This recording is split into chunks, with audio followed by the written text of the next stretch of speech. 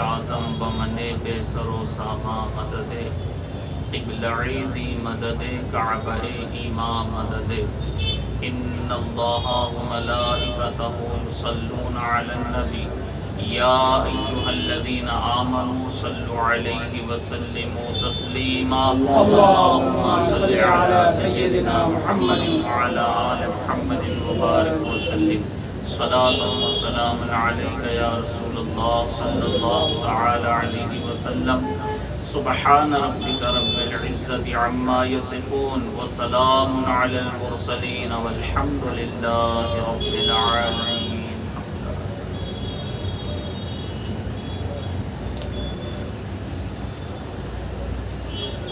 الحمد للہ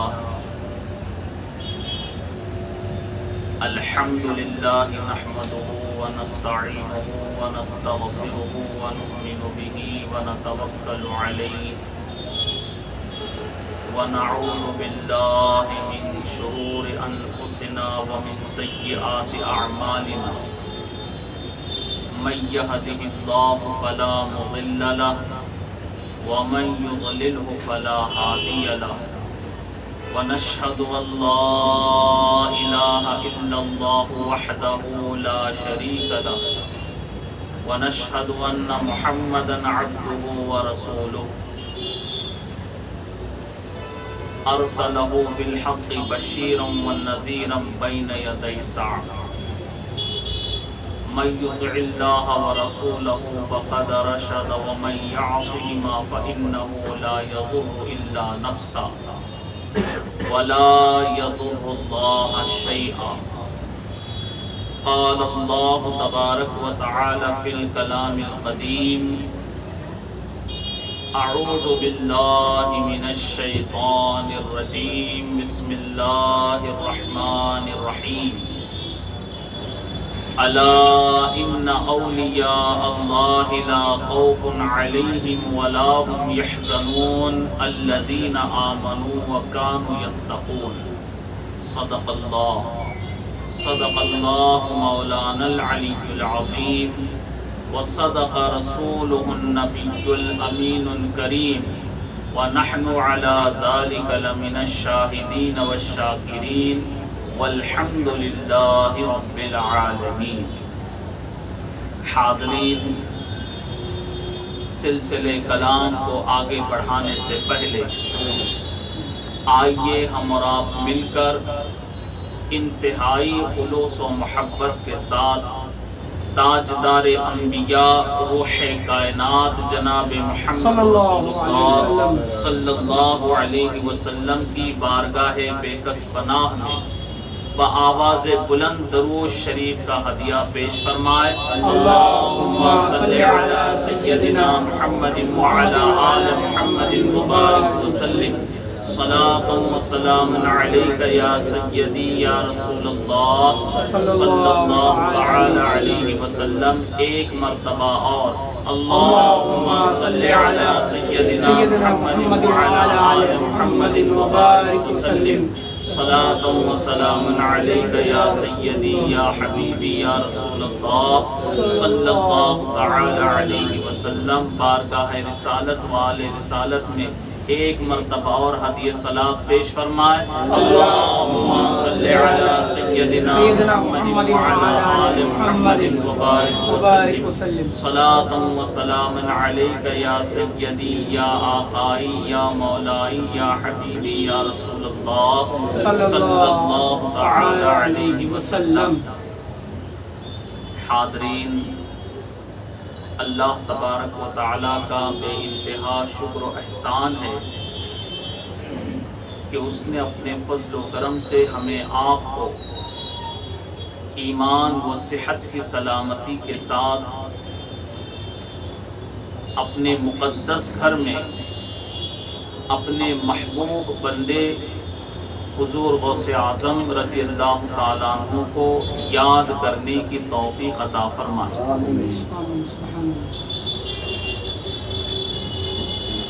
آج کا یہ جلسہ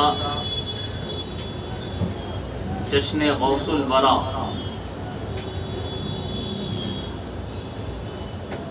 ہمارا آپ کا یہ خراج عقیدت بارگاہ غوثیت مآب میں ہے. اللہ تبارک و تعالی ہمارے اس خراج کو قبول فرمائے. آمین. قرآن کریم کی بہت ہی مشہور و معروف آیت کریمہ کی تلاوت کا شرف میں نے حاصل کیا. کتنی مشہور آیت ہے کہ اگر اس آیت کا ترجمہ نہ ہو تو بھی لوگ جانتے ہیں کہ اس آیت میں اللہ تبارک و تعالی کس کے بارے میں کیا فرما رہا ہے. مگر چونکہ تقریر کے اصول کا یہ ادب ہے کہ جو آیت کریمہ پڑھی جائے اس کا ترجمہ بھی بتایا جائے تاکہ بات لوگوں کے سمجھ میں آئے. ہم اور آپ اللہ کا کلام پڑھتے تو ہے مگر بہت کم لوگ ہیں جو اس کو سمجھتے ہیں، اور کلام الہی کو سمجھ کر پڑھنا چاہیے تاکہ ہمارے ایمان میں اور تازگی پیدا ہو. اور اللہ تبارک و تعالی اپنے بندوں کو کس بات سے آگاہ کر رہا ہے، کس بات کی خبر دے رہا ہے، وہ بات ہم اور آپ آسانی سے سمجھ سکتے ہیں. خداوند قدوس اپنے کلام میں فرماتا ہے الا خبردار ہو جاؤ، ہوشیار ہو جاؤ، ان اولیاء اللہ لا خوف علیہم ولا هم یحزنون، کہ بے شک اللہ کے اولیاء پر یعنی اللہ کے دوستوں پر نہ کوئی خوف ہے نہ کوئی غم. الذین آمنوا وکانوا یتقون، یہ وہ ہے جو ایمان لائے اور تقوی کی زندگی گزارا کرتے ہیں. سبحان اللہ. بے شک ایک آسان اور سلیس ترجمہ آپ لوگوں کو سنایا. اب اس آیت کریمہ کا ترجمہ سننے کے بعد یہ تو سمجھ میں آتا ہے کہ اللہ تبارک و تعالیٰ اس آیت کریمہ میں اپنے دوستوں کا ذکر فرما رہا ہے. بے شک کس کا ذکر ہے؟ دوستوں کا. ذرا جواب دیجئے سب تاکہ کسی کو نیند نہیں آئے، ورنہ بہت ٹھنڈے بیٹھے رہیں گے تو سنتے سنتے سو جائیں گے، پتہ بھی نہیں چلے. کس کا ذکر فرما رہا ہے؟ ولیوں کا. دوستوں کا. تو ولی کا مطلب ہوتا ہے دوست، ولی کا مطلب ہوتا ہے محبوب، ولی کا مطلب ہوتا ہے قریب. بہت سے مطلب ہے مگر آسانی سے جو ہم کو سمجھ میں آئے، ولی یعنی دوست، اولیاء اللہ یعنی اللہ کے دوست. تو اللہ تبارک و تعالی اس آیت میں کس کا ذکر فرما رہا ہے؟ اپنے دوستوں کا. اب اللہ تبارک و تعالی قادر مطلق ہے، جو چاہے خدا حکم دے دے، بے شک جس طرح چاہے دے دے. مگر آپ تھوڑا سا غور کریں کہ اللہ تبارک و تعالی جو حکم دے رہا ہے یا اللہ تبارک و تعالی جو بات بتا رہا ہے اپنے دوستوں کے بارے میں، ان کی شان بتا رہا ہے، ان کی عظمت کیا ہے یہ بتا رہا ہے، اللہ کے دوستوں کا مقام کیا ہے یہ خدا بتا رہا ہے.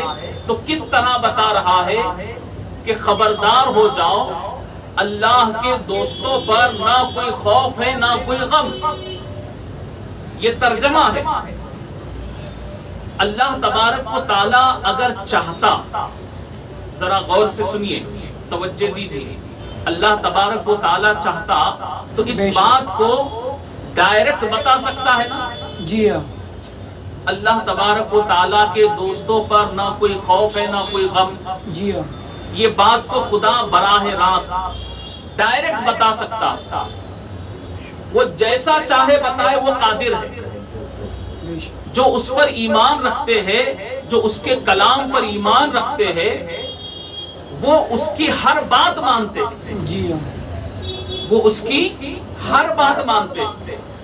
مگر یاد رکھے اللہ تبارک و تعالی جب اپنے دوستوں کی بات بتا رہا ہے، ارشاد فرما رہا ہے، جب اپنے دوستوں کا ذکر کر رہا ہے تو ڈائریکٹ نہیں کہتا ہے کہ اللہ کے دوستوں پر نہ کوئی خوف ہے نہ کوئی غم. پہلے خدا اہتمام کر رہا. سبحان اللہ. خدا کیا کر رہا ہے؟ پہلے الرٹ، اہتمام کر رہا ہے. الا خبردار ہو جاؤ، ہوشیار ہو جاؤ. یہ خبردار کرنا، یہ متنبہ کرنا، یہ ہوشیار کرنا کیوں ہے؟ تو اللہ تبارک و تعالی خبردار کر کے الا کے ذریعے یہ بتا رہا ہے کہ جن بندوں کا یہ ذکر ہو رہا ہے وہ کوئی عام بندے نہیں ہیں، خدا کے خاص بندے. بے شک. سبحان اللہ. خدا کے خاص بندے ہیں. اب خاص بندوں کے ذکر کا اہتمام اللہ نے خاص طور پر کیا. بے شک. سبحان اللہ. اس نقطے کو سمجھیے. ہم 11ویں کی مجلس کرتے ہیں، جی خاص مجلس ہوتی ہے نا، جی 6ٹی کی مجلس کرتے ہیں، کسی ولی کا عرس کرتے ہیں تو اس کے لیے خاص اہتمام ہوتا ہے، خاص انتظام ہوتا ہے، کیونکہ اللہ کے یہ دوست، اللہ کے محبوبین بندے، خدا کے یہ دوست، ان کا مقام اتنا بلند ہے کہ اللہ تبارک و تعالی اپنے کلام میں جب ان کا ذکر کر رہا ہے تو اہتمام کے ساتھ کر رہا ہے، خاص کر کے کر رہا ہے کہ یہ کوئی عام بندے نہیں ہیں، خدا کے خاص بندے ہیں. اور جب خاص ہے تو ان کا ذکر بھی خاص انداز میں ہوگا. جی ہاں. بے شک. ان کا ذکر کیسے ہوگا؟ خاص انداز میں ہوگا. اس لیے اللہ تبارک و تعالیٰ پہلے متنبہ کر رہا ہے، خبردار کر رہا ہے. خبردار ہو جاؤ، ہوشیار ہو جاؤ. جو ذکر آ رہا ہے، جن کے بارے میں ذکر ہو رہا ہے، یہ عام بندے نہیں، خدا کے خاص بندے. بے شک. وہ خدا کے خاص بندے، اللہ کے دوست، جن پر نہ کوئی خوف ہے نہ کوئی غم. اور دوسری بات، جب اللہ کے بندے خاص ہیں، جن کا ذکر خدا خاص طور پر کر رہا ہے، اہتمام کے ساتھ کر رہا ہے، اس کی وجہ بھی ہے کہ جب یہ خدا کے خاص بندے ہیں تو ان کے پاس جو خزانہ ہے وہ بھی خاص ہے. بے شک. ان کے پاس جو نعمت ہے، جو خزانہ ہے، وہ بھی خاص ہے. جب خاص بندے ہیں تو ان کا اہتمام بھی خاص طریقے سے، خاص انداز میں اللہ تبارک و تعالیٰ فرما رہا ہے. الا خبردار ہو جاؤ، اللہ کے دوستوں پر نہ کوئی خوف ہے نہ کوئی غم. اللہ نے اپنے دوستوں کو کیسی بلند و بالا شان عطا کی. ولی کا مرتبہ کیا ہوتا ہے؟ اللہ کی بارگاہ میں ولی، اللہ کا دوست جو بنتا ہے، یہ بات ذہن نشین رہے کہ ولی عبادت و ریاضت سے نہیں بنتا. اللہ کا جو ولی ہے، جو دوست ہے، یہ بھی خدا کی شان دیکھیے. اللہ تبارک و تعالی واحد و یکتا ہے، جی ہاں. کوئی اس کا شریک نہیں ہے، اور وہ اپنا شریک کسی کو بناتا بھی نہیں. بے شک. وہ اکیلا ہے، اس کا کوئی رشتہ ناتا نہیں. لیکن اللہ تبارک و تعالیٰ نے اپنے دوست بنائے. اللہ جس کو چاہتا ہے اپنا محبوب بنا لیتا ہے. اور یہ ولی، اللہ کا دوست، اللہ کا محبوب، اللہ کے فضل سے بنتا. کس سے بنتا ہے؟ اللہ کے فضل سے. عبادت و ریاضت سے اللہ کا کوئی ولی نہیں بنتا. عبادت و ریاضت کر کے بندہ اپنے مقام کو بلند کرتا ہے، بندے کے درجات بلند ہوتے ہیں، مگر ولایت یہ فضل الہی کا نام ہے. بے شک. ولی جو ہوتا ہے وہ اللہ کے فضل سے بنتا ہے. اور جس کو اللہ اپنا فضل عطا کرے، پھر خدا اس کو اپنا دوست بناتا، اپنا محبوب بندہ بناتا. اندر آ جاؤ. درود شریف پڑھیے اللهم صل على سيدنا محمد محمد وعلى آل محمد وبارك وسلم صلاۃ و سلام علیک یا رسول اللہ صلی اللہ تعالی علیہ وسلم۔ اللہ تبارک و تعالیٰ اس کو اپنا دوست بناتا ہے۔ اب خدا کے دوست، خدا کے محبوبین بندے کیسے ہوتے ہیں؟ خدا ان کو اپنا محبوب بندہ ولی تو پہلے ہی بنا دیتا ہے، مگر خدا کو راضی کرنے کے لیے، خدا کا قرب پانے کے لیے، ولی بننے کے لیے وہ کوشش کیا کرتے رہتے؟ تو مشہور و معروف حدیث قدسی جس کو ہم نے کئی بار سنا ہے، اسی پر ہم اور آپ غور کریں گے تو یہ بات سمجھ میں آئے گی کہ اللہ کا ولی جو ہوتا ہے اس کی کوشش کیا کیا ہوتی ہے اور وہ کیا کیا کرتا ہے اللہ تبارک و تعالیٰ کا قرب پانے کے لیے، اللہ کی رضا کے لیے، اللہ کی خوشنودی کے لیے۔ مشہور و معروف حدیث قدسی ہے، اللہ تبارک و تعالیٰ فرماتا ہے کہ جب میرا کوئی بندہ میرا قرب حاصل کرتے رہتا ہے تو میرا قرب حاصل کرنے کے لیے فرائض، واجبات اور سنتوں کے علاوہ نفلی عبادات کثرت سے کرتا رہتا ہے۔ نفلی عبادتیں کثرت سے، کثرت یعنی بہت زیادہ۔ نفلی عبادت، نفل عبادت میں صرف نماز نہیں ہے، صدقہ خیرات ہے، خلق کی خدمت ہے، بندوں کی خدمت کرنا ہے، بندوں کے ساتھ بھلائی کرنا ہے، بہت سی عبادتیں ہیں نفلی عبادت۔ تو جو اللہ کا ولی ہوتا ہے، اللہ کا نیک بندہ، اللہ کا قرب پانے کے لیے وہ کوشش کرتا ہے فرائض یعنی پانچوں نمازوں کی پابندی، واجبات اس کی پابندی، سنتوں کی پابندی، اس کے علاوہ زیادہ وقت اللہ کی عبادت میں لگاتا ہے، نفل عبادت۔ تو اللہ فرماتا ہے کہ جب وہ کثرت نوافل کے ذریعے میرا قرب حاصل کرتا ہے تو میں اس کو اپنا محبوب بنا لیتا ہوں۔ میں کیا بناتا ہوں؟ اس کو اپنا محبوب بناتا ہوں۔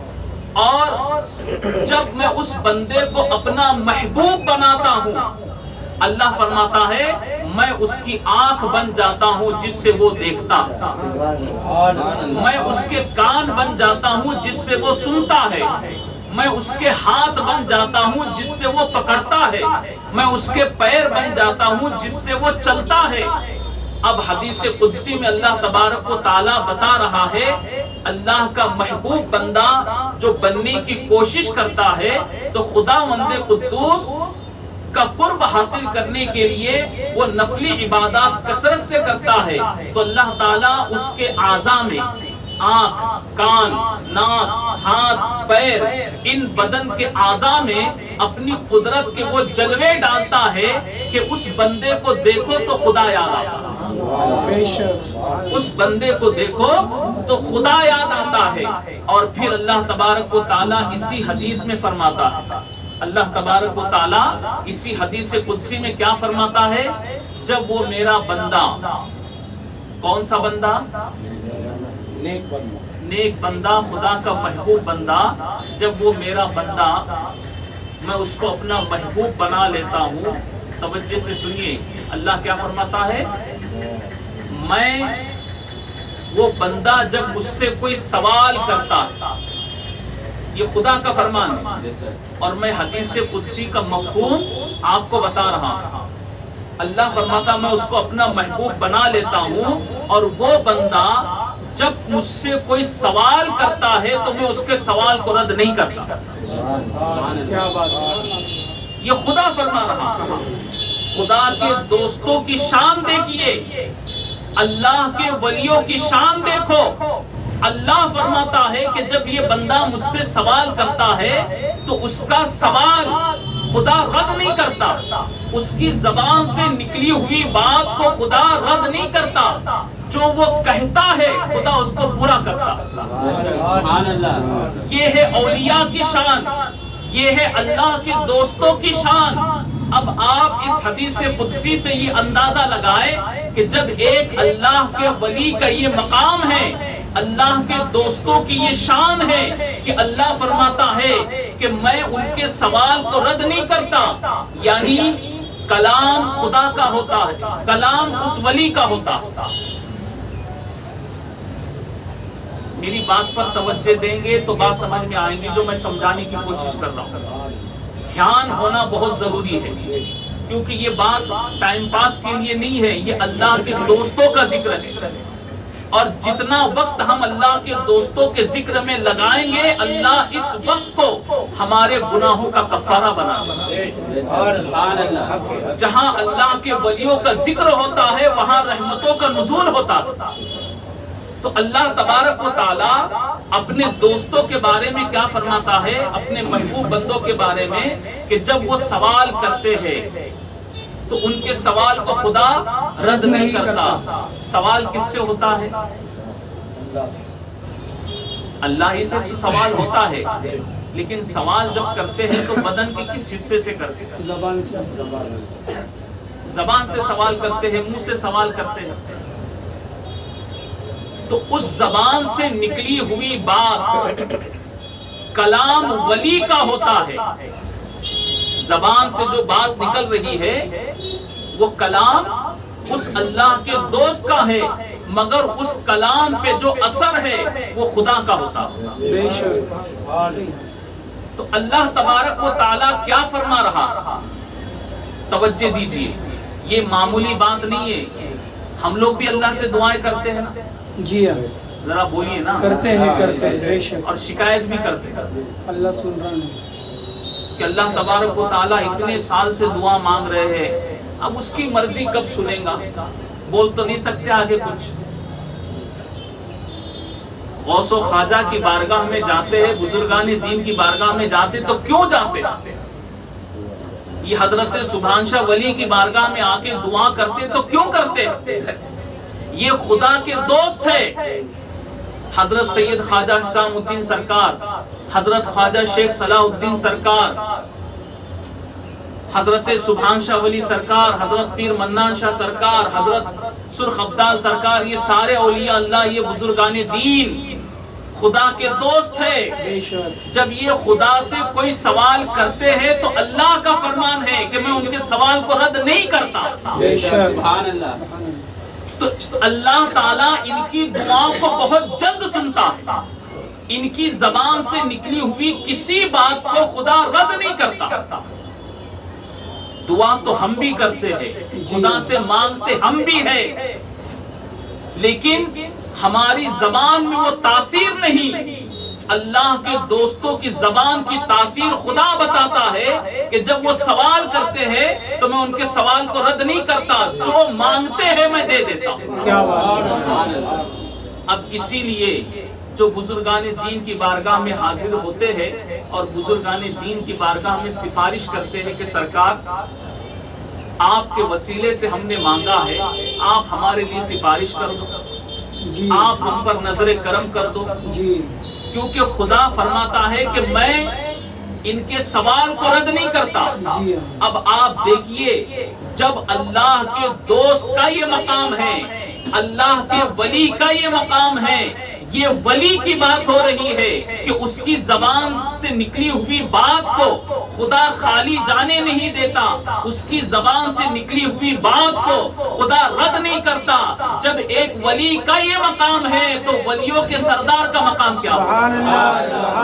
سلطان الاولیاء کا مقام کیا ہوگا؟ سلطان الاولیاء کا مقام کیا ہوگا؟ نعرے رسالت، نعرے حیدری، علماء اہل سنت، نعرے غوث۔ تو اللہ کے ولیوں کا جب یہ مقام ہے، اللہ کے دوستوں کی یہ شان ہے، تو پھر جو محبوب سبحانی ہو، جس کو محبوب سبحانی کا لقب ملا ہو، جو تمام ولیوں کا سردار ہو، کیا خدا اس کی زبان سے نکلی ہوئی بات پوری نہ کرے؟ ایسا ہو سکتا ہے؟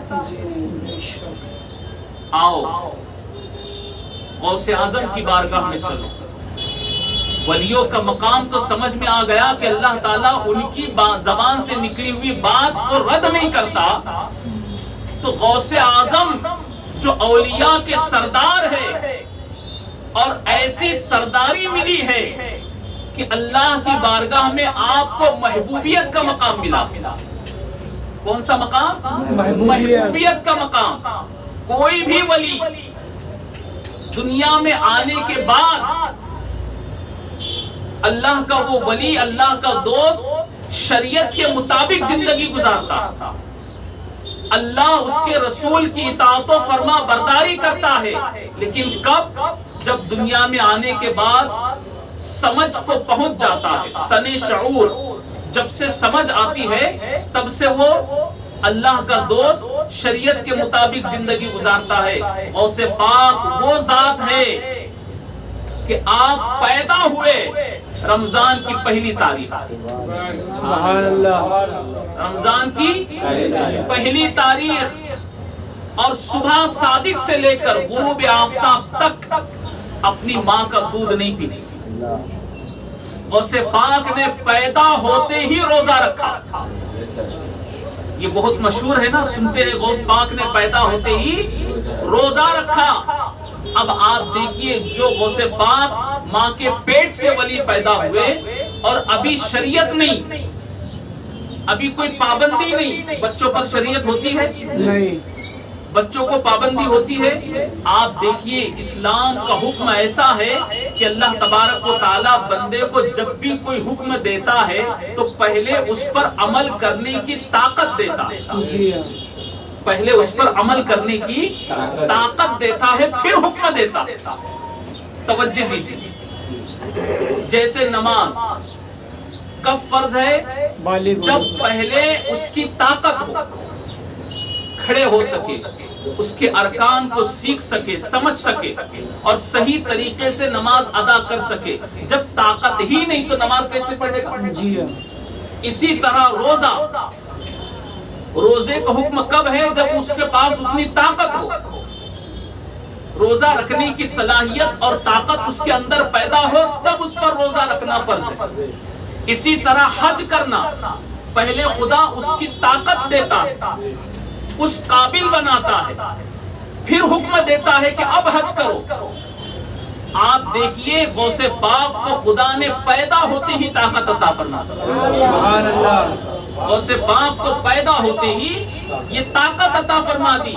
تبھی تو ماں کے پیٹ سے جب پیدا ہوئے، پہلی تاریخ رمضان کی، آپ پورا مہینہ صبح صادق سے لے کر غروب آفتاب تک ماں کا دودھ نہیں پیتے، روزے کی حالت میں رہتے.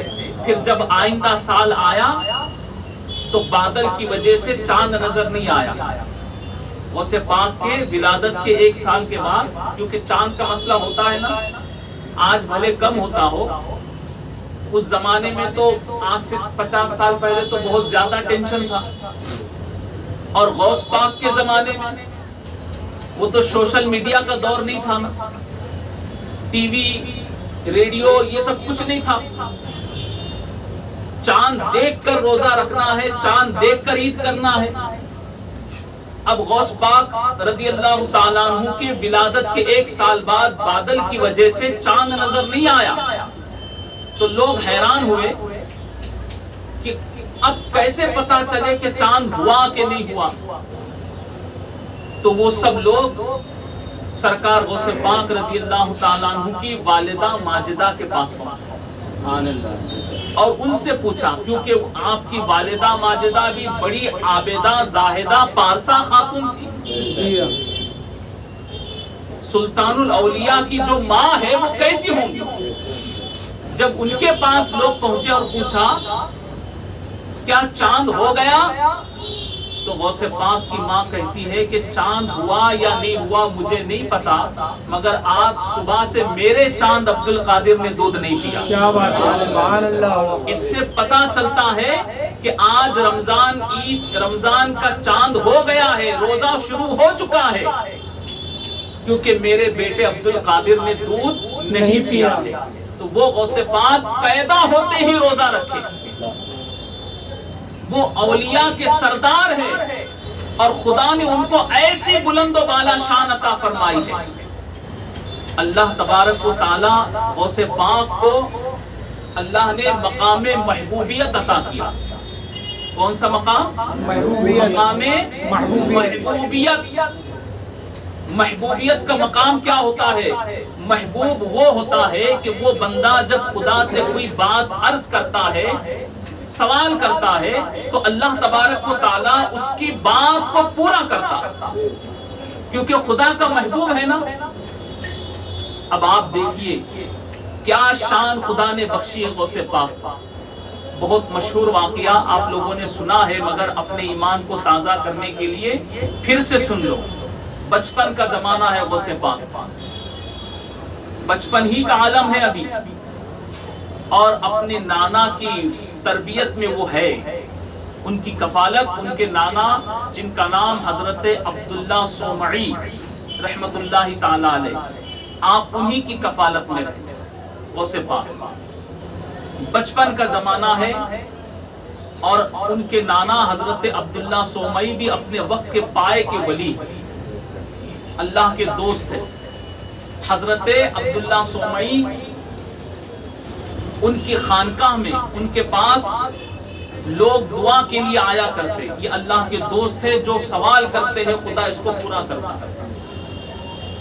ایک خاتون، اس کا بچہ بیمار تھا، بہت زیادہ بیمار تھا، اس نے سوچا کہ چلو حضرت عبداللہ صومعی کی بارگاہ میں جا کر اپنے بچے کے لیے دعا کرا دوں، تاکہ ان کی دعا سے میرے بچے کو شفا مل جائے۔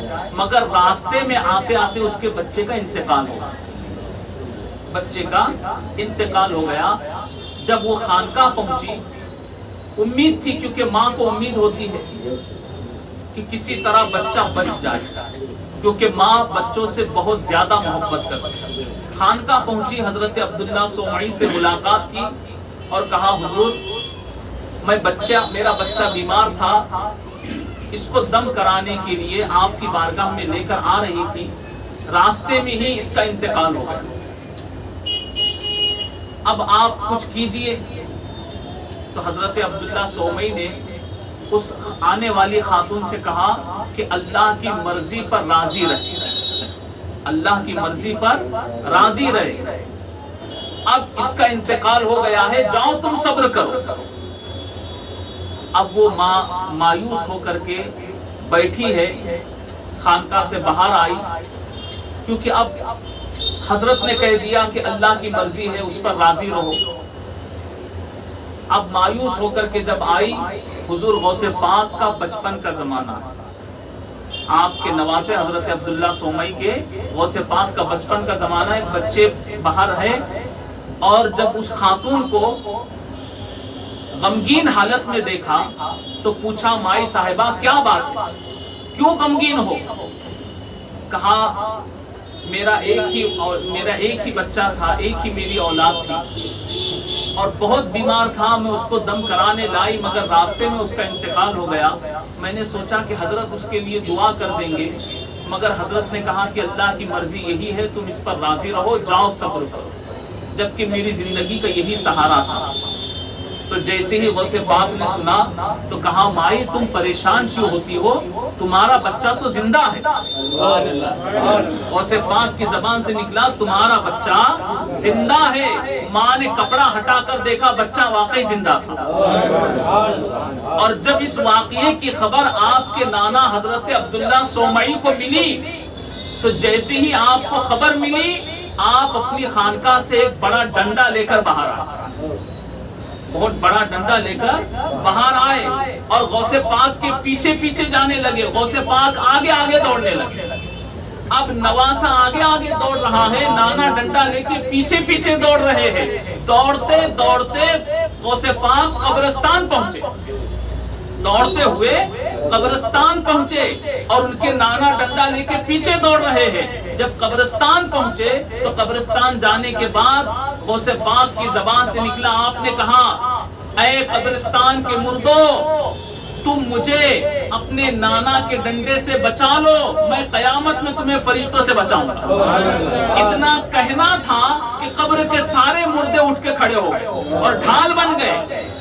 جب ڈھال بن گئے اور ان کے نانا حضرت عبداللہ صومعی نے یہ منظر دیکھا تو آپ کے نانا کہتے ہیں، آپ کے نانا غوث پاک کے نانا کہتے ہیں کہ بیٹا तुम्हारे मर्तबे को कोई नहीं पहुंच सकता, तुम्हारे मर्तबे को कोई नहीं पहुंच सकता। ये शान है सुल्तानुल औलिया सरकार गौसे पाक रज़ियल्लाहु ताला अन्हु की, जिनको बचपन में खुदा ने ये मकाम दिया हो तो अल्लाह तबारक व ताला के वो गौसे पाक जैसे जैसे बड़े हुए हो खुदा की बारगाह में कैसे महबूब हुए, कैसे महबूब बने।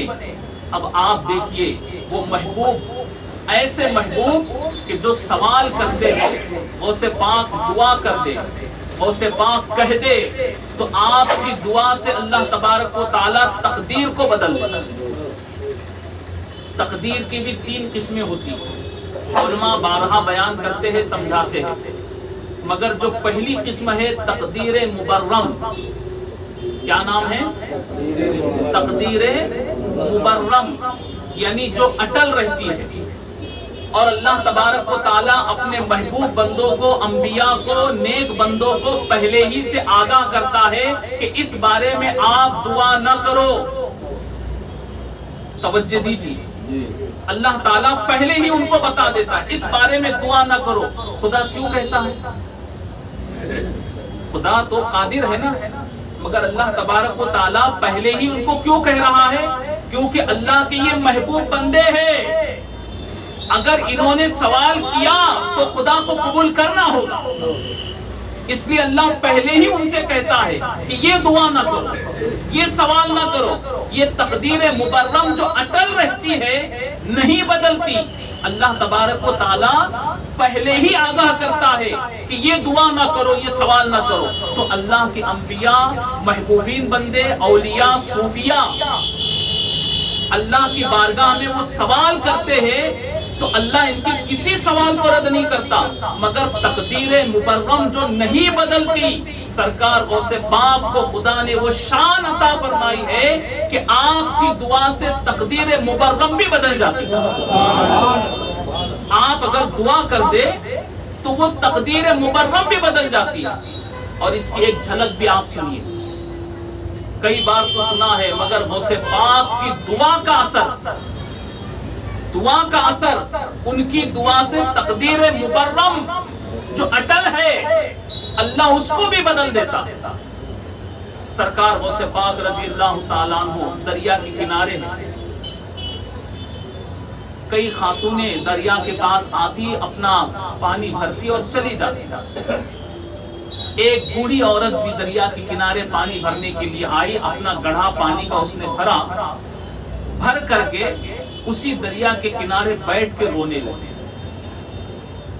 गौस पाक ने देखा कि वो खातून रो रही है तो उसका बेचैन होना तड़पना रहा नहीं गया। गौस पाक ने पूछा, माई साहिबा क्या बात है, क्यों रोती हो? तो उसने अपना दुख, अपना दर्द उनके सामने बयान किया और कहा, आज से 12 साल पहले मैं अपने बच्चे का निकाह करके, शादी करके इसी दरिया से वापस हो रही थी। सारी बारात साथ में थी, दुल्हा दुल्हन सारे बाराती थे, मगर अचानक दरिया में भंवर आया, दरिया में भंवर पैदा हुआ और पूरी कश्ती दूल्हा दुल्हन और बारातियों समेत डूब गई।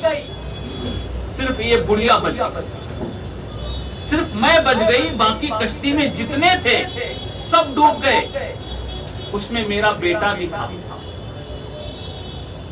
तो जब गौसे पाक ने सुना, दुआ के लिए हाथ उठा, सवाल अल्लाह के वली का, जबान महबूब सुबहानी,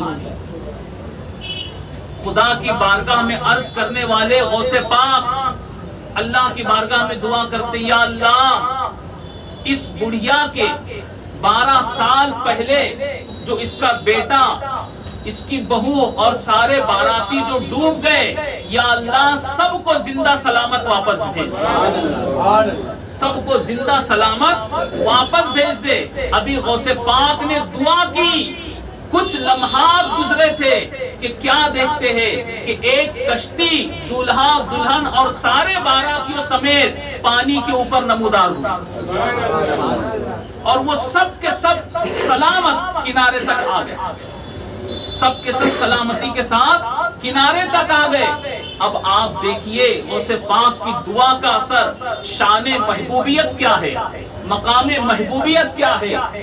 1-2 سال کی بات نہیں، 12 سال گزر گئے۔ کتنے؟ 12 سال گزرے تھے۔ جتنے لوگ کشتی میں تھے سب پانی میں ڈوب گئے تھے، اور ان سب کو غوث پاک کی دعا سے اللہ نے دوبارہ زندگی دے دی۔ اور کتاب میں یہ بھی لکھا ہوا ہے کہ غوث پاک نے جب دعا مانگی تھی تو قبول ہونے میں تھوڑا سا وقت لگا، قبول ہونے میں تھوڑا سا وقت لگا۔ غوث پاک نے کہا یا اللہ میں نے تیری بارگاہ میں عرض کیا ہے، یہ قبول کیوں نہیں ہوتا؟ حاطف غیبی سے آواز آئی، اے عبد القادر ان کو انتقال کر گئے 12 سال ہو گئے ہیں، ان سب کے گوشت پوشت الگ الگ ہو گئے، مچھلیوں نے کھا لیے ہیں، وہ تمام اجزاء کو جمع کرنے میں وقت لگ رہا ہے، اس لیے تمہاری دعا میں وقت لگ رہا ہے۔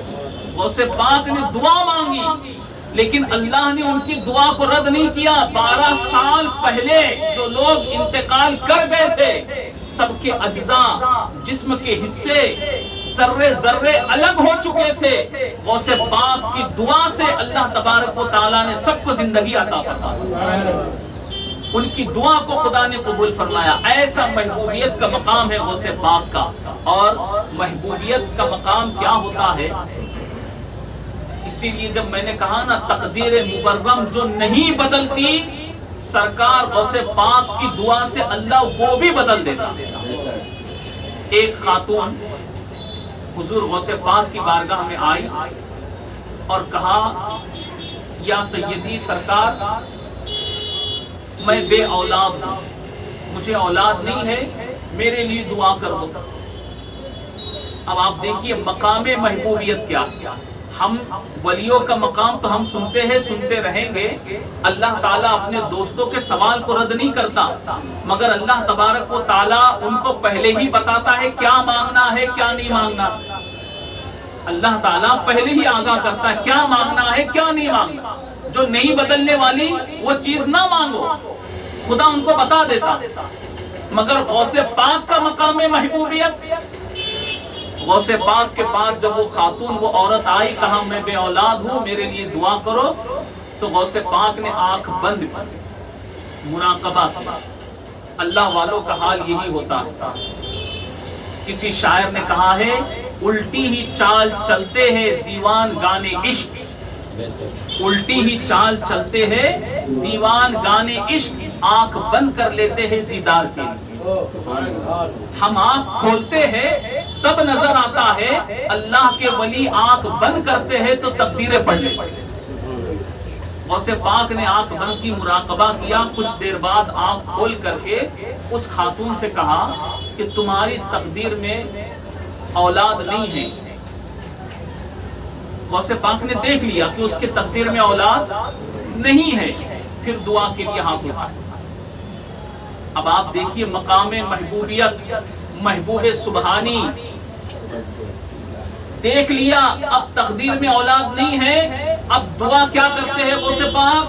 یا اللہ اس خاتون کو 2 بیٹے عطا کر۔ غیب سے ندا آئی، اے عبد القادر اس کی قسمت میں 1 نہیں تم 2 کی دعا کرتے ہو۔ پھر غوث پاک دعا کرتے، یا اللہ اس خاتون کو 3 بیٹے عطا کر۔ غیب سے آواز آئی، اے عبد القادر اس کی قسمت میں 1 نہیں تم 3 کی دعا کرتے ہو۔ پھر غوث پاک کہتے، یا اللہ 4 عطا کر، 5 عطا کر، 6 عطا کر، 7 عطا کر۔ غیب سے ندا آئی، اے عبد القادر اس کی قسمت میں تو 1 بھی اولاد نہیں تھی، تیری دعا سے ہم نے اس کو 7 بیٹے عطا کر دیے۔ یہ ہے مقام محبوبیت جو اللہ تبارک و تعالیٰ نے تقدیر میں لکھ دیا تھا، لیکن جب غوث پاک خدا کی بارگاہ میں اپنے محبوبانہ انداز میں یہ دعا کر رہے ہیں کہ یا اللہ 2 عطا کر، 3 عطا کر، تو اللہ تعالیٰ کے کیسے محبوب ہے کہ جس کی قسمت میں 1 نہیں، محبوب سبحانی کی دعا سے اللہ اس کو 7 اولاد عطا کر سکتا ہے۔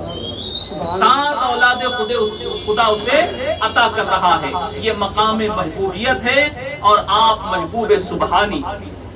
وہ مقام ہے غوث پاک رضی اللہ تعالیٰ عنہ کا. عزیزان گرامی، برادران ملت اسلامیہ، غوث پاک رضی اللہ تعالیٰ عنہ کی شان بہت ہی بلند و بالا ہے، اور ان کی شان و عظمت، ان کا مقام اور مرتبہ، ان کے مقام اور منزل کو ہم جتنا بیان کریں کم ہے. اس کا حق ادا نہیں ہو سکتا. مگر ہم نے، آپ نے غوث پاک کو یا کسی بھی ولی کو جو جانا ہے اور مانا ہے، ہم ولیوں کو ان کی کرامتوں سے سمجھتے ہیں. کس سے سمجھتے ہیں؟ کرامتوں سے. مگر یاد رکھو، وہ اللہ کے دوست، اللہ کے محبوب کرامتوں سے نہیں بنے، خدا کے فضل سے بنے. کرامتوں سے نہیں بنے، خدا کے فضل سے بنے. اور اللہ کے یہ محبوب جو خدا کے فضل سے بنے ہیں، خدا وند قدوس ان کے کسی سوال کو رد نہیں کرتا. مگر ان کی زندگی، ان کی سیرت ہمارے آپ کے سامنے ہے، تاکہ ہم ان کی زندگی سے ہمارے لیے کیا پیغام ہے، کیا سبق ہے، یہ حاصل کریں. ہم نے اولیاء اللہ کو، بزرگان دین کو صرف اپنے فائدے کے لیے، ہمارے لیے کیا ہے، ان کی بارگاہ سے کیا فائدہ ہے، یہ دیکھ رہے. مگر ہماری زندگی میں جو ہمیں زندگی ملی ہے، ہماری زندگی میں ان کی زندگی سے کیا فائدہ ہے، کبھی اس کو جاننے کی کوشش نہیں. یہی ایک بات آپ لوگوں کے ذہن میں رکھنا ہے، تاکہ جشن غوث الورا کا کچھ پیغام آپ لے کر جائے، اپنے دوستوں کو بتائے، اپنے گھر والوں کو بتائے. غوث پاک کرامتوں میں تو آپ کی اتنی کرامتیں ہیں کہ مورخین لکھتے ہیں کہ جتنے بھی اولیاء اللہ کی کرامتیں ہیں، سب سے زیادہ متواتر کرامتیں غوث پاک کی. کثرت سے آپ کی کرامتیں سب سے زیادہ. مگر باوجود اس کے، جو غوث پاک پیدائشی ولی ہے، جو غوث پاک نے پیدا ہوتے ہی روزے رکھے ہیں، جو غوث پاک پیدا ہوتے ہی ماں کے پیٹ میں انہوں نے 17 پارے حفظ کر لیے، وہ غوث پاک جنہوں نے علم حاصل کرنے کے لیے لمبا سفر کیا، سارے علوم حاصل کیے، قرآن کا علم، حدیث کا علم، تفسیر کا علم، فقہ کا علم، علوم ظاہری تمام کے تمام علوم حاصل کیے، وہ غوث پاک جنہوں نے مجاہدات کیے، 15-25 سال عراق کے جنگلوں میں پھرتے رہے. کتنے؟ 25 سال عراق کے جنگلوں میں پھرتے رہے. ان کا مقام کتنا بلند ہوگا. غوث پاک فرماتے ہیں 25 سال میں عراق کے جنگلوں میں پھرتا رہا، مردان غیب یعنی جنات میرے پاس آتے، خدا کا راستہ پوچھتے، اور میں انہیں خدا کا راستہ بتاتا. وہ غوث پاک جو 25 سال عراق کے جنگلوں میں پھرتے رہے، 15 سال عشاء کے 30 سال عشاء کے وضو سے فجر کی نماز ادا کی. غوث پاک جنہوں نے 30 سال عشاء کے وضو سے فجر کی نماز ادا کی، وہ غوث پاک جن کا مجاہدہ ایسا، جن کی عبادت ایسی، جن کی ریاضت ایسی، ہم صرف ان کو ولایت میں غوث اعظم کہتے ہیں. کس میں؟ ایک بات اور سمجھاؤں، سننے کا ہے ارادہ. ہم ان کو کہتے ہیں نا غوث اعظم، غوث اعظم، کبھی سمجھتے بھی غوث اعظم کیا؟ ولایت میں درجے ہوتے ہیں. کیا ہوتے ہیں؟ ولیوں میں درجے ہوتے ہیں، قطب کا درجہ، ابدال کا درجہ. تو ایسے درجے ہوتے ہیں. سب سے بلند جو درجہ ہوتا ہے ولیوں میں، وہ ہے غوثیت کا درجہ. کون سا درجہ ہے بلند؟ غوثیت کا درجہ. بندہ عبادات، ریاضات، مجاہدات، نفس کشی کرتے ہوئے یہ منزلوں کو، یہ سلوک کو، یہ راستوں کو طے کرتے کرتے اس کے مقام اور مرتبے بلند ہوتے رہتے ہیں. وہ ابدال کے مقام پر ہوتا ہے، قطب کے مقام پر ہوتا ہے، اور سب سے اونچا مقام غوث کا ہوتا ہے. سب سے اونچا مقام غوث کا ہوتا ہے. یہ اللہ تبارک و تعالیٰ یہ مقام عطا کرتا ہے. مگر آپ دیکھیے غوثیت کا مقام پہلے بھی لوگوں کو ملا. غوث پاک سے پہلے ہمارے نبی کے زمانے سے پہلے بھی جو انبیاء تھے ان کے زمانے میں بھی جو اولیاء رہے نا ان کو بھی غوثیت کا مقام ملا. ہمارے نبی کے دور میں جو اولیاء رہے قیامت تک ہوں گے ان میں بھی کئی اولیاء اللہ ہے جن کو غوثیت کا مقام ملا ہے. لیکن غوث پاک کو صرف غوثیت کا مقام نہیں غوث اعظم کہا جاتا ہے. آپ کو غوث اعظم کہا جاتا ہے. اس لیے علماء فرماتے ہیں غوث ہر زمانے میں رہے غوث اعظم صرف ہماری نبی کی امت میں. غوث اعظم صرف ہماری نبی کی امت میں ہے. اور یاد رکھو یہ غوث اعظم صرف ولایت میں غوث اعظم نہیں بلکہ علم میں بھی غوث اعظم. غوث پاک علم میں بھی غوث اعظم ہے. لیکن ہم نے ان کی زندگی میں کبھی یہ دیکھنے کی کوشش نہیں کی کہ غوث پاک نے علم کو کتنا دوست رکھا, علم کو کتنا پسند کیا, علم سے کتنی محبت تھی. غوث پاک کے ہم نام لیوا ہے, غوث پاک کے ہم عاشق ہے, غوث پاک کے ہم چاہنے والے ہیں. ہم دعویٰ کرتے ہیں کہ غوث پاک کے ہم نام لیوا ہے, ہم غوث پاک کے عاشق ہیں. تو غوث پاک نے علم کو دوست رکھا. کس کو دوست رکھا؟ ذرا بولیے سب. علم کو دوست رکھا. اب میں سوال کرتا ہوں بتائیے اے غوث پاک کے دیوانوں, اے غوث پاک کا نام لینے والوں, اے غوث پاک کا لنگر کرنے والوں, اے غوث پاک سے محبت کا دعویٰ کرنے والوں, بتاؤ تمہیں غوث پاک کے لنگر سے محبت ہے کہ غوث پاک جو علم کو دوست رکھتے تھے علم سے محبت؟ جواب بڑا بھاری ہو گیا نا. جی علم سے محبت ہے تو علم حاصل کرنے کے لیے کیا کیا, کتنی کوشش, کیا کوششیں رہی. دامن چھوڑ کے جانے کی تیاری تو 11 بجے سے گھڑی دیکھ رہے کہ کب نکلوں, کیسے نکلوں, کہاں سے راستہ ملے, پھر یہ دامن پکڑنا ہے. پاپی صرف پیٹ نہیں ہوتا, پاپی انسان ہوتا, سر سے لے کے پیر تک پاپی. اور قصوروار کس کو بناتا ہے؟ پیٹ کو. پیٹ کا کیا قصور؟ اللہ اکبر. پیٹ کا کیا قصور؟ اور پیٹ میں اناج بغیر منہ کے نہیں جاتا. کیا بات ہے, بغیر منہ کے پیٹ میں اناج نہیں جاتا. اور اگر پیٹ میں ڈالنا ہی ہے تو پھر ناک کے ذریعے بھی ڈالتے ہیں. جی ہاں, وہ وقت بھی آ جاتا ہے کیونکہ ہر سوال کا جواب مل جاتا ہے. بہرحال اس طرف جانا نہیں ہے. ہم اپنے آپ کو غوث پاک کا دیوانہ کہتے ہیں, غوث پاک کا عاشق کہتے ہیں. تو غوث پاک نے علم کو دوست رکھا. جی ہاں, ہم کتنا علم کو چاہتے ہیں. اور ایک آخری بات, غوث پاک کے جو ارشادات ہیں, جو بشارتیں ہیں, اب دو چیزیں ہیں. ایک ہے غوث پاک کی بشارتیں, کیا ہے بشارتیں, اور ایک ہے غوث پاک کے ارشادات. اب دونوں تھوڑا تھوڑا آپ کو بتاؤں. غوث پاک کا ارشاد ہے نماز پڑھا کرو, نماز پابندی سے پڑھو, اسلام کے مطابق زندگی گزارو, اللہ رسول کی فرما برداری کرو, جھوٹ نہ بولو, ہمیشہ سچ بولو, بڑوں کا ادب کرو, چھوٹوں پر شفقت کرو, بیوی بچوں کا حق ادا کرو, پڑوسیوں کا حق ادا کرو, اللہ کی مخلوق کی خدمت کرو. یہ سب غوث پاک کی ارشاد ہے کہ نہیں؟ جی ہاں, بولیے نا. یہ ہے ارشادات غوث پاک, بہت سے ارشادات. اب بشارتیں کیا ہے جو خوشخبریاں غوث پاک نے دی؟ میرا کوئی مرید بغیر توبہ کے نہیں مرے گا. سبحان اللہ, کیا بات ہے. پاک کیا فرماتے ہیں؟ میرا کوئی مرید بغیر توبہ کے نہیں مرے گا. اس پر ایمان ہے نا؟ بالکل جانتے ہیں نا, یقین ہے. غوث پاک نے کہا, غوث پاک فرماتے میں اس وقت تک جنت میں نہیں جاؤں گا جب تک اپنے سارے مریدوں کو جنت میں داخل نہ کراؤ۔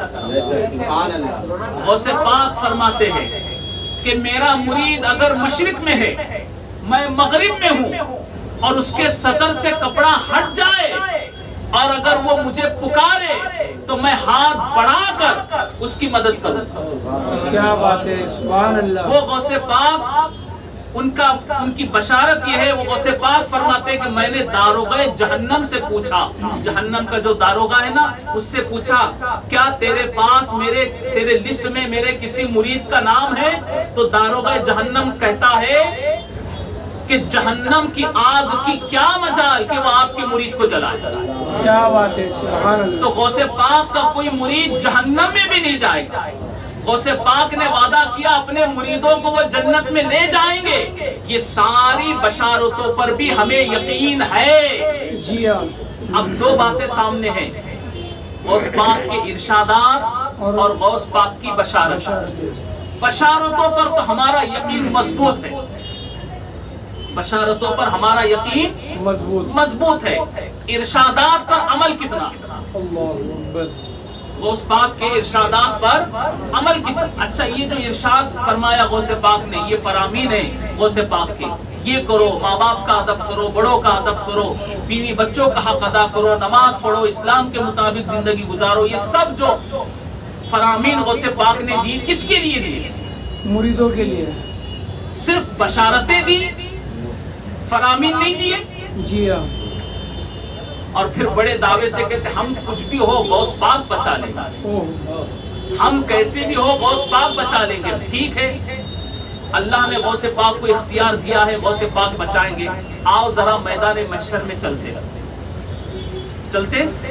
جی ہاں۔ اب نہیں چلے تو ایک دن تو جانا ہی۔ ذرا دیکھو میدان محشر، نفسا نفسی کا ماحول، کوئی کسی کا پرسان حال نہیں۔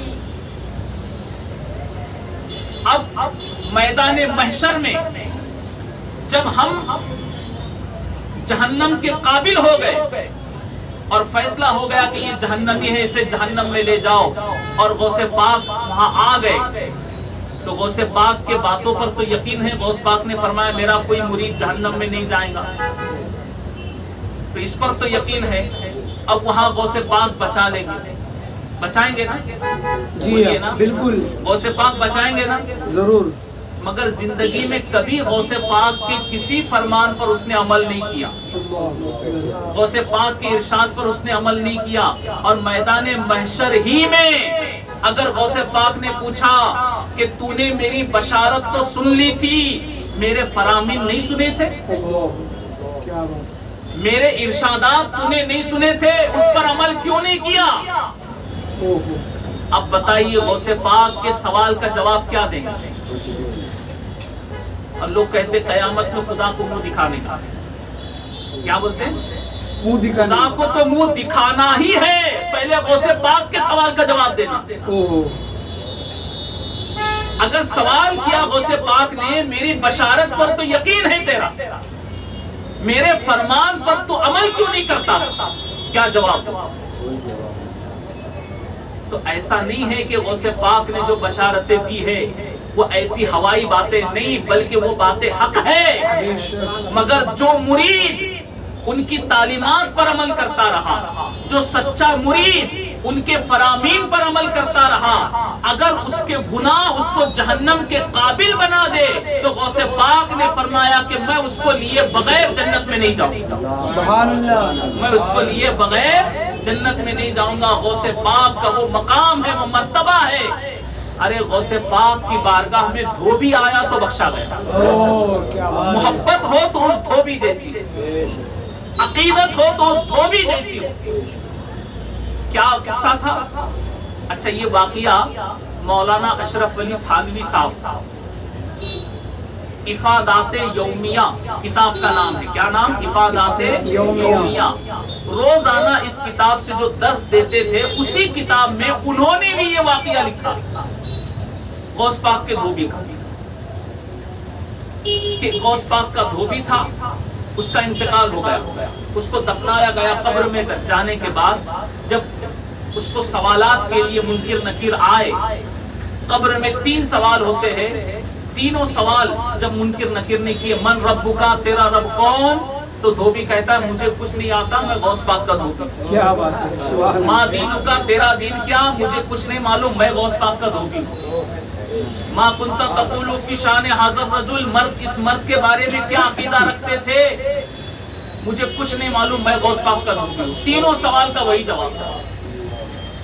अब ये बात जुड़ती है नहीं, भाई, सवाल खुदा के बारे में हो रहा है, ये बता रहा है गौसे पाक के बारे में। सवाल दीन के बारे में हो रहा है, ये बता रहा है गौसे पाक के बारे में। सवाल नबी के बारे में हो रहा है, ये बता रहा है गौस पाक के बारे में। सवाल का जवाब तो नहीं है। अब फरिश्ते भी हैरान हैं कि सवाल तो हम क्या कर रहे हैं, जवाब क्या दे रहा है, मगर अल्लाह की तरफ से जवाब आया, ये मेरा बंदा गौसे आजम का आशिक है, सच कहता है, इसे छोड़ के चले जाओ, इसे छोड़ के चले जाओ। अब कुछ लोगों को एतराज है कि सवाल का जवाब तो दिया नहीं, बख्शिश कैसे हो? सवाल का जवाब दिया नहीं, बख्शिश कैसे होगी? मगर आप देखिए, मौलाना अशरफ अली थानवी का ही हवाला मैं पेश करूं ताकि उनकी जमात वाले भी मान जाए और गौसे पाक का मकाम क्या है वो भी समझे। मौलाना अशरफ अली थानवी ने ही ये लिखा है कि वो ये वाकया लिखने के बाद आप आगे लिखते हैं कि धोबी का जो जवाब था वो सच था। धोबी ने जो कहा था वो सच कहा था, उसके जवाब में झूठ नहीं है, क्योंकि वो गौसे पाक का ऐसा आशिक था, ऐसा दीवाना था कि 3 सवाल के जवाब में जो गौसे पाक का नाम लिया वो सवाल का जवाब ही सच था। फरिश्तों ने पूछा मन रब्बुका, तेरा रब कौन? तो उसने कहा मुझे कुछ नहीं पता, मैं गौस पाक का धोबी हूँ। तो वो गौसे पाक का ऐसा दीवाना था, उसने अपनी दीवानगी में ये जवाब दे दिया, जो गौस का खुदा वही मेरा खुदा। सुभान अल्लाह, अल्लाहु अकबर, या रसूलल्लाह, नारे हैदरी, वही मेरा खुदा। दूसरा सवाल माँ दीनू का, तेरा दीन क्या? तो उसने दीवानगी में कह दिया मुझे कुछ नहीं आता, मैं गौस पाक का धोबी हूँ। उसने अकीदत में यही बता दिया, जो गौस का दीन है वही मेरा दीन है। सुभान अल्लाह। और फिर नबी के बारे में सवाल हुआ कि इनके बारे में क्या अकीदा रखते हो? तो उसने दीवानगी में कहा कि मुझे कुछ नहीं आता, मैं गौस पाक का धोबी हूँ। उसी अकीदत में उसने बताया, जो नबी गौस का है वही नबी मेरा है। बेशक बेशक। 3 सवाल के जवाब जो धोबी ने दिए, ये बारगाह गौसियत माब है कि आपने गौसे पाक को वो मकाम अल्लाह ने दिया है कि उनकी बारगाह में धोबी आया तो बख्शा गया, चोर आया तो वली बन गया, उनकी ठोकरों से मुर्दे जिंदा हो जाते हैं। वो शान अल्लाह ने उनको अता की है। क्या मकाम है, क्या मर्तबा है। अशाह मौलाना इमाम अहमद रजा खान फाजिल बरेलवी फरमाते हैं, वाह क्या मर्तबा है गौस है बाला तेरा, वाह क्या मर्तबा है गौस है बाला तेरा, ऊंचे ऊंचों के सरों से कदम आला तेरा। क्या बात है। ऊंचे ऊंचों के सरों से कदम आला तेरा, सर भला कोई क्या जाने कि है कैसा तेरा, सर भला क्या कोई जाने कि है कैसा तेरा, औलिया मलते हैं आंखें वो है तलवा तेरा, औलिया मलते हैं आंखें वो है तलवा तेरा। अजीजान ग्रामी बरादरान मिल्लत इस्लामिया, तो आखिर में बस यही अर्ज करना है कि सरकार गौसे पाक के हम आशिक हैं, उनके दीवाने हैं, नाम लेवा है। तो सरकार गौसे पाक की बशारतों पर हमें यकीन है। तो अब जरूरत है कि सरकार गौसे पाक के इरशादात पर अमल करें। इंशाअल्लाह। किस पर अमल करेंगे? इरशादात। इरशादात जो उन्होंने बातें बताई है उस पर अमल करो, अपनी जिंदगी को बेहतर बनाओ। और जब हम अपने अखलाक को किरदार अच्छे बनाएंगे तो यकीनन गौसे पाक अपने मुरीद को चाहने लगेंगे, बेशक अपने मुरीद को चाहने लगेंगे। एक आखिरी बात जुमला दे दूं, जी हाँ। अपनी मर्जी से जिंदगी गुजारने वाले मुरीद को गौसे पाक नहीं चाहते। जो गौसे पाक की मर्जी से जिंदगी गुजारे उसी मुरीद को गौसे पाक चाहते। सुभान अल्लाह, क्या बात है। तो गौसे पाक की मर्जी ये है कि उनका मुरीद अल्लाह रसूल की इताअत करे, अल्लाह रसूल की फरमा बरदारी करे, इस्लाम के मुताबिक जिंदगी गुजारे, अल्लाह के बंदों की खिदमत करे और सब कुछ करके اپنے غوث کے دامن سے وابستہ ہو جائے، انشاءاللہ غوث پاک کی محبت میں ڈوب جائے اور ایسا ڈوبے جیسا دھوبی ڈوب گیا، پھر انشاءاللہ سرکار غوث پاک یقیناً اس کی دستگیری فرمائیں گے، سرکار غوث پاک کی دعائیں اس کے کام آئیں گی، انشاءاللہ سرکار غوث پاک کی دعائیں اس کے کام آئیں گی۔ بس اسی پر اپنی نصیحت کو، باتوں کو ختم کرتا ہوں، اس امید پر کہ اللہ تبارک و تعالیٰ جو کہاں سنا مجھے، آپ کو، ہم سب کو اس پر عمل کرنے کی توفیق عطا فرمائے۔ وآخر دعوانا ان الحمدللہ رب العالمین۔